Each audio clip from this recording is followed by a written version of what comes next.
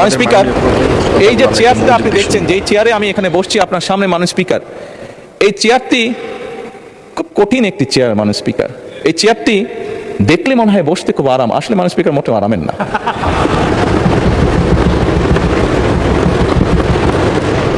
এই চেয়ারটিতে বসলে মাননীয় স্পিকার প্রতি মুহূর্তে মনে হয় যে আগুনের তপ্ত হিট আসছে মাননীয় স্পিকার।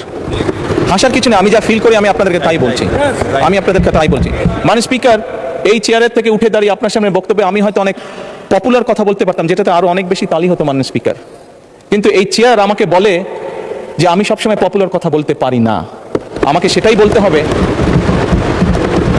মাননীয় স্পিকার, একজন রাজনীতিবিদ হিসাবে আমারও তো ইচ্ছা করে পপুলার কথা বলতে, যাতে জোরে জোরে তালি পাই, কিন্তু এই চেয়ার প্রতি মুহূর্তে আমাকে স্মরণ করে দেয়, no, you have to take the right decision, not the popular decision.